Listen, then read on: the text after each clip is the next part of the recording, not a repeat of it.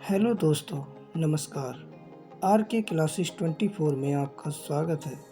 दोस्तों, कई बार जब हम लगातार सफलता के लिए प्रयास करते हैं लेकिन हमें निराशा हाथ लगती है तो हम हतोत्साहित हो जाते हैं। दोस्तों, सफलता हमसे बस एक कदम दूर होती है, लेकिन बार बार असफल होने के कारण हम अपनी तैयारी को बीच में ही रोक देते हैं और पूरी ज़िंदगी हमारी दुख में, गरीबी में व्यतीत होती है। दोस्तों, आज मैं आपके लिए एक ऐसी ही मोटिवेशनल स्टोरी लेकर आया हूँ जिसे पढ़ने अथवा सुनने से आपके अंदर एक अलग ही जुनून दौड़ने लगेगा और आपकी निराशा आशा में बदल जाएगी। दोस्तों, यदि हमारे द्वारा सुनाई गई स्टोरी आपको पसंद आती है तो आप भी हमारे चैनल को सब्सक्राइब करके, हमारी वीडियो को लाइक करके हमारा मोटिवेशन बढ़ा सकते हो। साथ ही साथ आप भी हमारी वीडियो अपने दोस्तों को शेयर करके उन्हें आगे बढ़ने की प्रेरणा देने में उनकी मदद करके पुण्य के भागी बन सकते हो। दोस्तों, कहानी राजस्थान के बाड़मेर जिले के एक छोटे से गांव की है। गांव में एक राज नाम का व्यक्ति रहता था। राज बहुत गरीब परिवार से था। उसके पिताजी जो कुछ भी मजदूरी करके पैसे कमाते थे उसकी शराब पी लेते थे। राज का बड़ा भाई दोनों पैरों से विकलांग था। घर की ऐसी स्थिति थी कि कभी रोटी मिल जाती थी, कभी नहीं भी मिलती थी। इसलिए राज का बचपन बड़े ही संघर्ष के बीच बीता। राज सीमेंट के खाली कट्टे के बने थैले में किताब डालकर फटे पुराने कपड़े पहनकर नंगे पैर स्कूल जाता था। दोस्तों, राजस्थान की तपती हुई जमीन की रेत में राज नंगे पैर जाता था, इसलिए पैरों में छाले तक पड़ जाते थे। दोस्तों, राज के घर की आर्थिक व्यवस्था बहुत बुरी तरह से बिगड़ चुकी थी। जब वह 9वीं 10वीं कक्षा में आया तो स्कूल से आकर आइसक्रीम बेचता था या सब्जी बेचता था, तब अपनी पढ़ाई का खर्चा करता था। दोस्तों, कुछ दिन बाद राज के परिवार में सबसे पहले उसके दादाजी ने आत्महत्या कर ली और उसके बाद उसके चाचा ने आत्महत्या कर ली और उसके बाद उसके दूसरे चाचा ने भी आत्महत्या कर ली। परिवार में कई सालों तक शोक सा छा गया। लेकिन इतनी भयंकर परिस्थितियों को झेलते हुए भी राज का लक्ष्य डगमग नहीं हुआ। वह एक बहुत बड़ा सरकारी अफसर बनना चाहता था। दोस्तों, आप भी यह बात तो जानते ही होंगे कि जिस घर में 3-3 लोग सुसाइड कर लें तो पूरे घर की हालत कैसी हो जाती है। इसलिए राज के घर में कई सालों तक निराशा का माहौल रहा। अब तो राज के पिताजी भी उससे कहने लगे कि तू पढ़ाई छोड़ दे और कुछ काम कर ले, जिससे कुछ पैसों की व्यवस्था हो जाए और घर का खर्च चल सके। राज के मन को भी इस बार की टूट ने झंझोर कर रख दिया था, लेकिन राज ने निश्चय किया कि वह अच्छे से पढ़ाई करेगा और एक बड़ा अधिकारी बनेगा। उसके पिताजी उसको गाली भी बहुत देते थे, लेकिन उसका मन टस से मस नहीं होता था।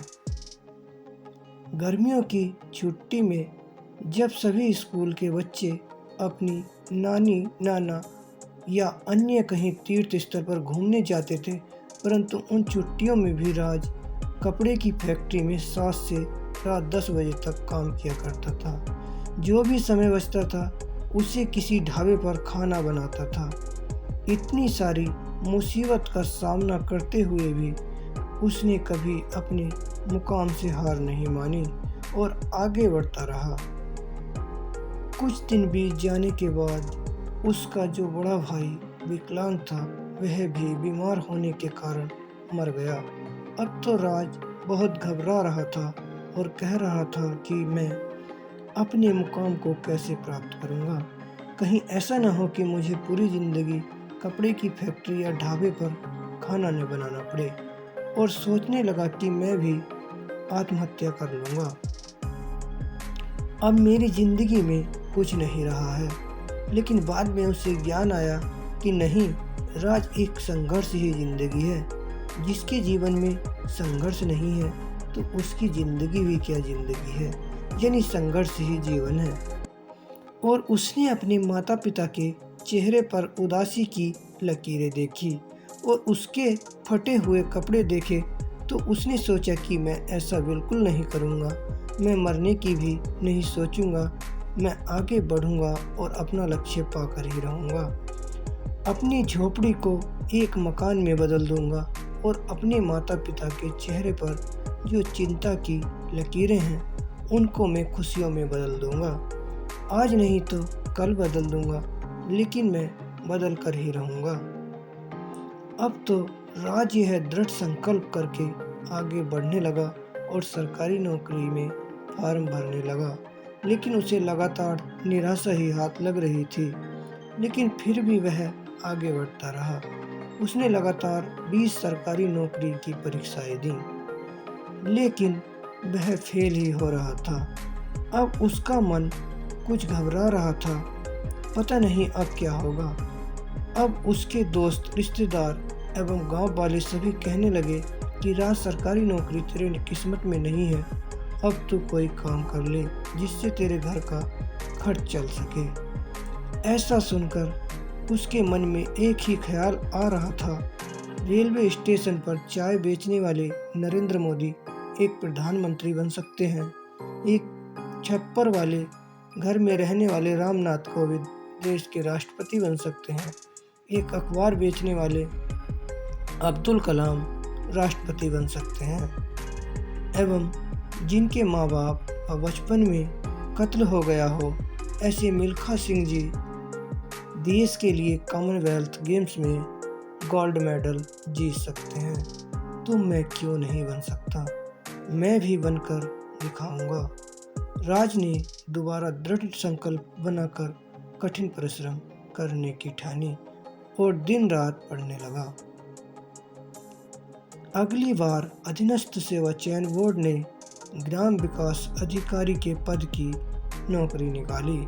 राज ने इसमें फॉर्म भर दिया और उसने पिछली परीक्षाओं में जो भी कमी की थी उन सबको दूर करके इस बार बड़ी कठोर मेहनत की और परीक्षा दी। जब कुछ महीने बाद उसका रिजल्ट आया तो हर बार राज को हार हराती थी, लेकिन इस बार राज ने हार को ही हरा दिया। राज ने उस परीक्षा को पास कर लिया और ग्राम विकास अधिकारी के पद पर उसका चयन हो गया।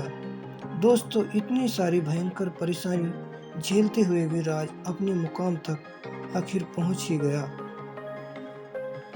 दोस्तों, अपने अंदर जोश रखिए, हौसला रखिए, जुनून रखिए। आपकी बाहर की परिस्थितियाँ कैसी भी हों, लेकिन जब तक आपके अंदर की आग जिंदा है, आपको कोई ताकत अपने लक्ष्य से नहीं हटा सकती। दोस्तों, इस कहानी के माध्यम से हमें यह तो ज्ञात हो चुका है कि यदि हम सामने की मुसीबत से भयभीत हुए बिना यदि अपने कर्तव्य पथ पर डटे रहते हैं तो हमें निश्चित ही सफलता मिल जाती है। इसलिए चाहे जो भी परिस्थिति आपके सामने आए, लेकिन आपको बिना भयभीत हुए अपने मार्ग में बिना रुके अपने मन को समझाते हुए आगे बढ़ना है। यकीन मानिए दोस्तों, आप एक दिन अपने लक्ष्य तक अवश्य पहुंच जाओगे। दोस्तों, यदि आपको हमारे द्वारा सुनाई गई स्टोरी पसंद आई है तो आप हमारे चैनल को सब्सक्राइब कर लीजिए, हमारी वीडियो को लाइक कर दीजिए और वीडियो अपने दूसरे दोस्तों तक भी शेयर कीजिए, जिससे हमें अगली वीडियो बनाने की हिम्मत मिलती है। दोस्तों, वीडियो को लास्ट तक देखने के लिए आपका दिल से बहुत बहुत धन्यवाद। आपका समय शुभ हो।